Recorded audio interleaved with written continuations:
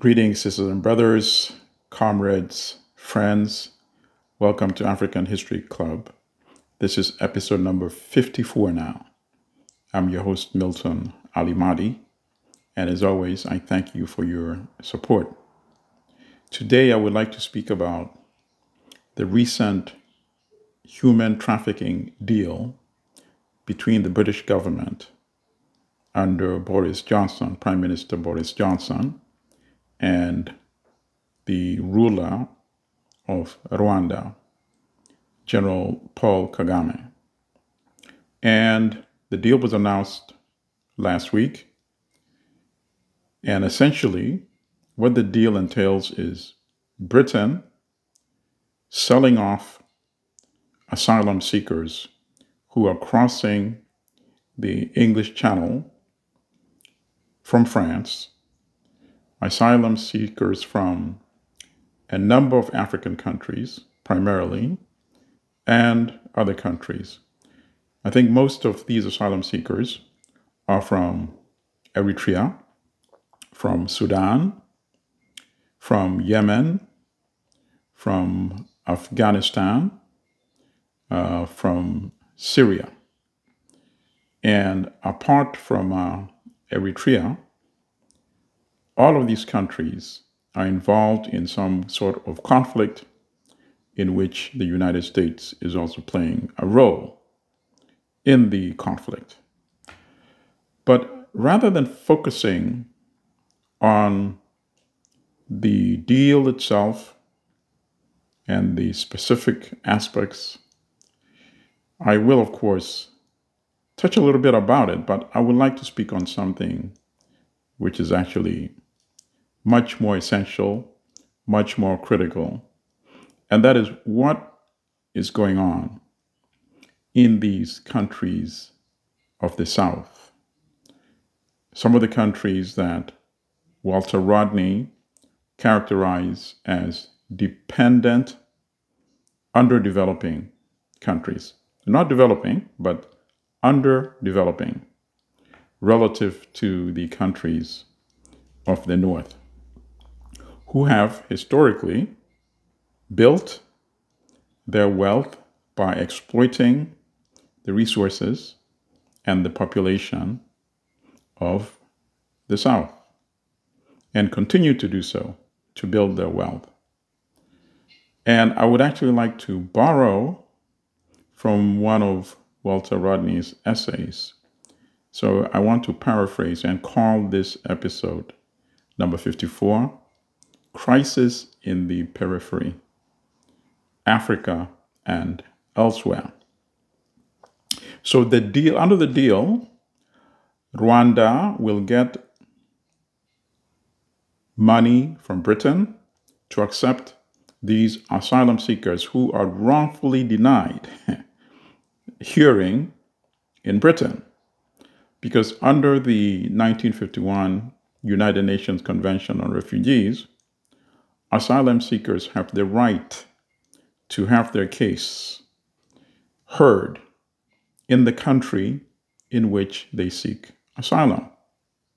So the British are getting around this, the spirit and the letter of the law. They are evading it by claiming that these asylum seekers will be, quote unquote, processed in Rwanda, implying that their application will continue to be considered on the one hand. And then on the other hand, Prime Minister Johnson himself said that under this agreement, tens of thousands of people will be resettled in Rwanda. How can you be resettled while at the same time having your application process? It is so comical and so preposterous, and of course, completely outrageous. But we have to admit that this is not the first time that the convention is being violated. We recall that the United States does that all the time. Remember when the U.S. used to intercept asylum seekers from Haiti before they landed on U.S. soil, implying that so long as they're not on continental U.S. soil, they should still not be considered as asylum seekers, and they were being ferried to Guantanamo. And even though this British Kagame deal, the Boris Johnson Kagame deal, is getting wide coverage, been roundly condemned, and rightly so, this trafficking in Africans has actually been ongoing for quite a while now. There's a deal between whatever authority exists in Libya, which is, of course, not a real functioning country since it was destroyed by NATO. There is a deal with whoever or whichever entities purport to be running Libya to intercept asylum seekers on behalf of the EU and ship them to Rwanda as well. So that has been ongoing. And the EU also pays the people in Libya to do that. And of course, as you know, Israel has also been deporting Africans who are seeking asylum and sending them to Rwanda.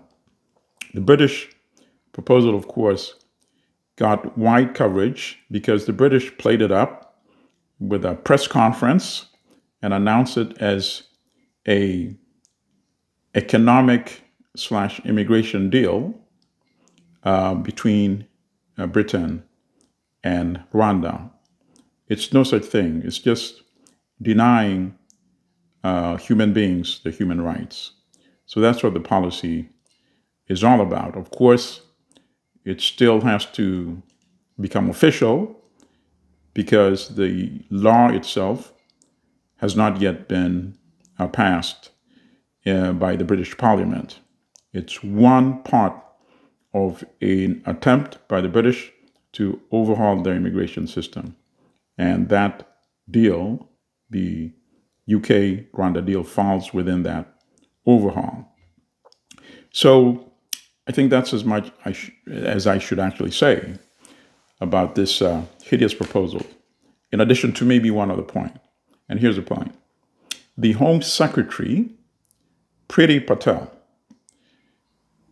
was herself a refugee. So now she talks as if she does not understand the need for people to actually seek asylum. Her family was part of the Asians families who were kicked out of Uganda in 1972 by the dictator, General Idi Amin Dada. And of course, her family got asylum in the United Kingdom. She was not ferried off. Her family was not sold off to a third country. So that's one point. The second point is this. General Paul Kagame himself was a refugee. His family fled to Uganda during the revolution in Rwanda between 1959 and 1962, when there was a transition from Belgian colonial rule. And also during that period, the Hutu majority population of Rwanda overthrew the Tutsi aristocracy, the monarchy, the Tutsi king of Rwanda, Amwami Kigeli, was overthrown. And obviously at that time, many Tutsis were killed and many fled to neighboring countries, to Congo, to what was then Tanganyika, which later became Tanzania, and of course to Uganda. So he also knows the bitter pain that causes people to seek asylum. So the hypocrisy is just tremendous around this deal. And also for practical reasons, Rwanda is not in a position to accept these tens of thousands of asylum seekers that Boris Johnson talks about. The country has a population of about 13 million, and yet the land size. The country is only 10,000 square miles. By comparison, neighboring Uganda, with a population of 46 million, the land size, the area is 93,000 square miles. So you see the difference. Rwanda is one of the most densely populated countries in the world, and that has also been one of the factors in creating this toxic volatility in terms of the relations between the Hutu majority and Tutsi minority. So we are dealing with an explosive situation going forward in terms of the deal itself. Now, I think this is actually a good opportunity to talk about why people seek asylum in the first place. And sometimes people talk about a distinction between political asylum seekers and economic asylum seekers. There's actually no practical or essential difference at all. Most of the wealth that is created by the countries, the industrialized countries of the North, is based on exploitation historically, and that exploitation continues. So, for example, when the European powers partitioned Africa at the Berlin Conference in 1884-85, African countries became essentially plantations to provide minerals, other natural resources for the factories of Europe, which had undergone the Industrial Revolution, and to provide cheap labor working on the plantations that were created in countries like Kenya, in what was then Rhodesia, in South Africa. And even if they were not working on plantations and had their small farmlands, the British had the exclusive monopoly of buying the crops, and they dictated what was to be grown. Otherwise, they were working, providing cheap labor in the mines all over Africa. That was one half of the equation. The second half of the equation is they were a captured market for the consumer manufactured goods produced in Europe. So why do I bring this all up? Because that is essentially the same condition that prevails today in the 21st century. Nothing has changed. African countries are mandated to continue selling raw materials, whether they are from the mines, minerals, or whether they're commodities like cash crops, like coffee, like tea, like cotton, like tobacco. So it doesn't matter whether they come from the farms or whether it comes from beneath the ground in the mines all over Africa, mined by European multinational corporations who provide pennies, essentially, in terms of the royalties, and ship the products to Europe. And then African countries buy these products with so-called value added, when the price is now at a tremendous multiple relative to the price at which the Africans sell these products to the industrialized countries. And this has been going on for centuries. It started, of course, when Africans themselves were actually commodities.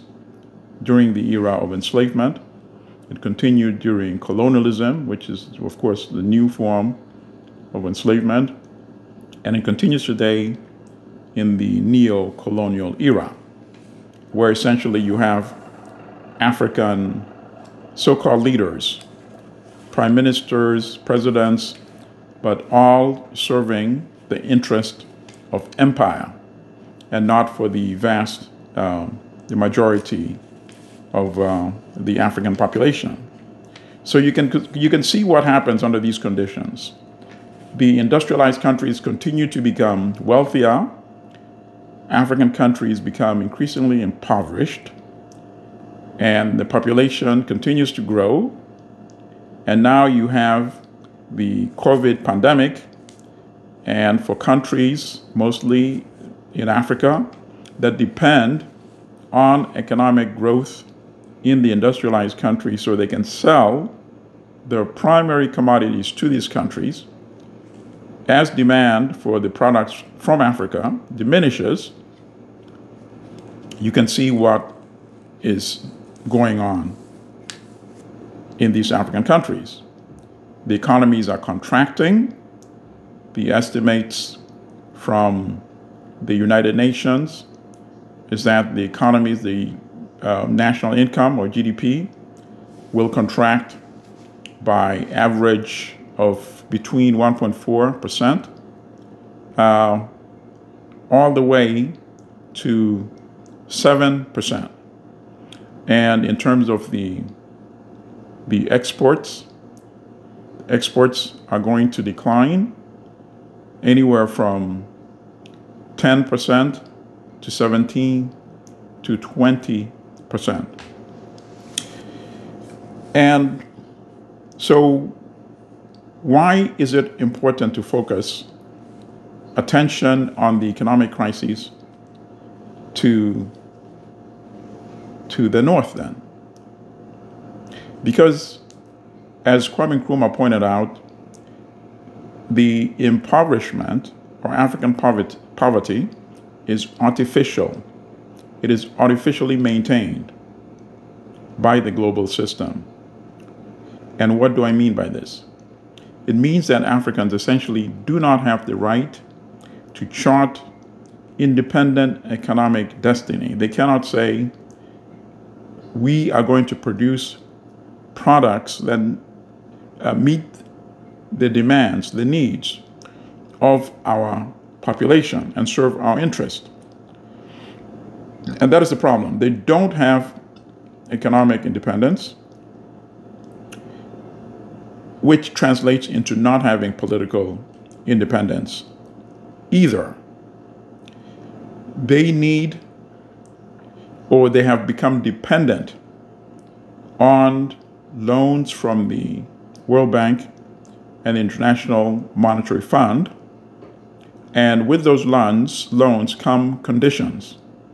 And the conditions preclude African countries from ever industrializing, because they're told you need to focus on what you are efficient at doing, which is producing primary commodities and selling it to the rest of the world and buying manufacturers at greatly inflated prices relative to your own produce, primary produce, which is preposterous. There's no way that this dynamics of enrichment in the north and impoverishment in the south is going to change unless there's a drastic change and African countries are able to break from this model and to actually start producing value-added content. And this is terms they come up with.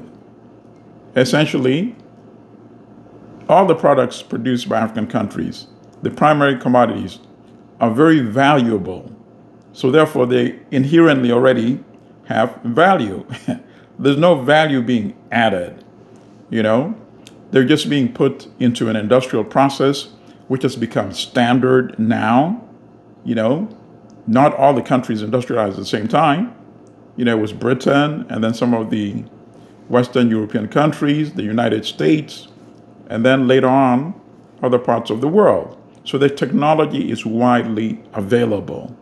It could be made available to African countries as well. But in order to succeed in producing manufactured goods, you need protection. You need some tariff protection for a period to refine your products and establish your market. And every country went through that process, but that process is being denied to African countries. Politics and economics are intertwined. We're all aware of the major trade disputes between the United States and China, when both sides accuse each other of subsidizing products and interfering with the so-called free market, because they know there is no such thing. They articulate and negotiate and demand their market share. But when it comes to dealing with African countries, they're supposed to adhere by this fantasy of some sort of quote-unquote free market. And using that fallacy, they are then dictated to by the World Bank and the IMF and kept and maintained in this dependent condition.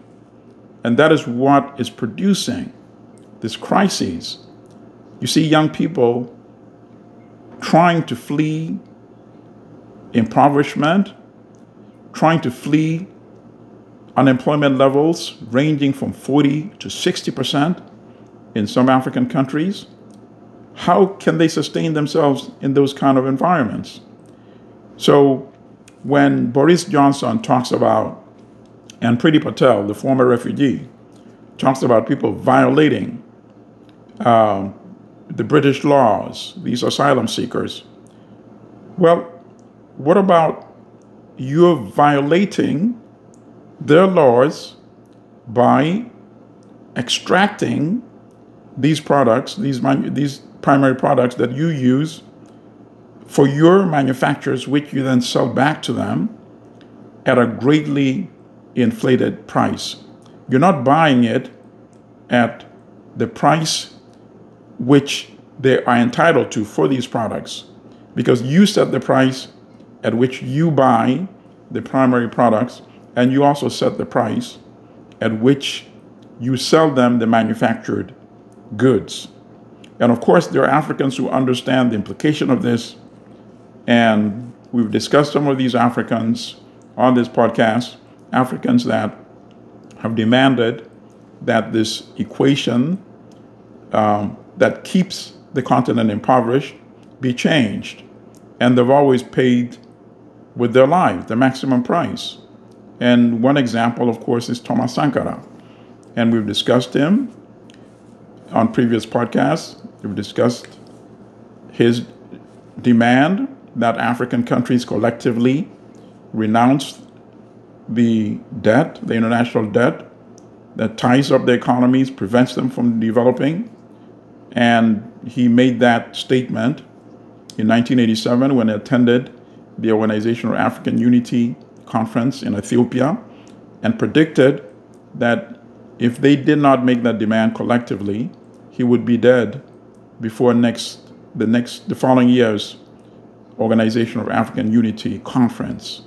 The OAU is the predecessor of the African Union, the AU, which has been in existence for about 20 years now. The OAU was founded in 1963. And sure enough, 3 months later, he was dead, because the powers that be did not want the message he was preaching to spread and to actually take hold in Africa. So when we hear about this demand, this new so-called policy by Britain, it's just one aspect, a manifestation of what is essentially going on.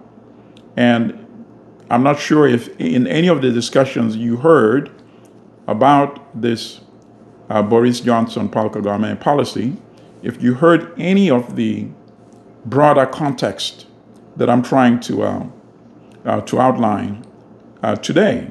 People don't just lift up and take on those perilous trips to other parts of the world as if they're going on vacation. That is not the deal.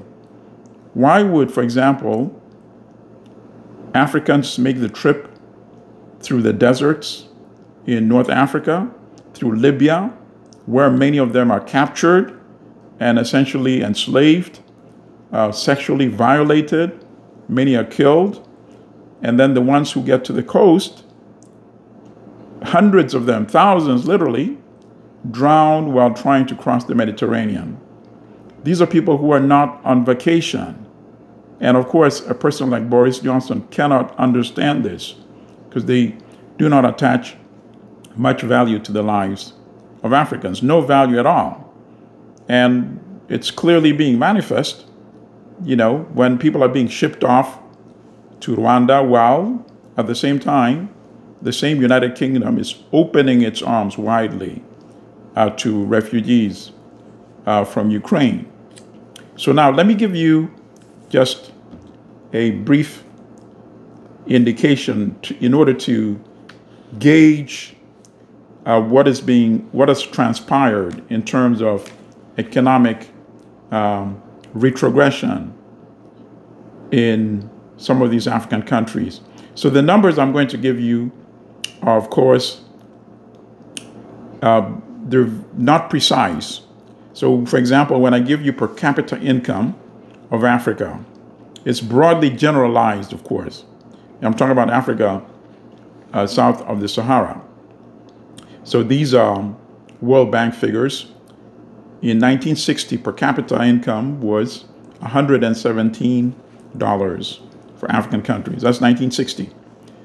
And by comparison, the United States was 3,007, which is 26 times more than in Africa. Britain was 1,398, which is 12 times more than in Africa. So let's fast forward now to 2020. Africa average per capita income, 1,484. And of course, this is a very gross average because it ranges from countries with per capita income of $700 to like Uganda, to a country like Ghana, which is about 2,500. But it still gives you a way to gauge relative to the industrial countries.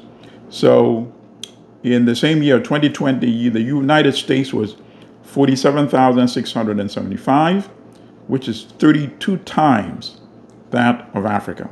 So from 1960, when it was 26 times, now it's 32 times. And then let's look at Britain. Britain was 30,504 in 2020.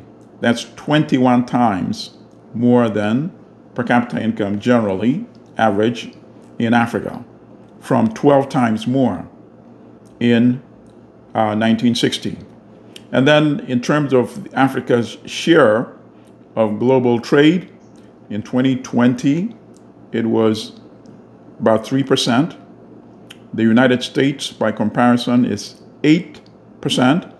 And Africa has a population of more than 1.3 billion, which is essentially 4 times more than the population of the United States. And yet the US has almost 3 times more the global share of world trade. And then if we look at exports, in 2020, total exports from African countries, $241 billion. This is a continent of 1.3 billion. Britain, with a population of 67 million, total export $480 billion. Britain alone, vastly exceeding the entire African continent in terms of total exports.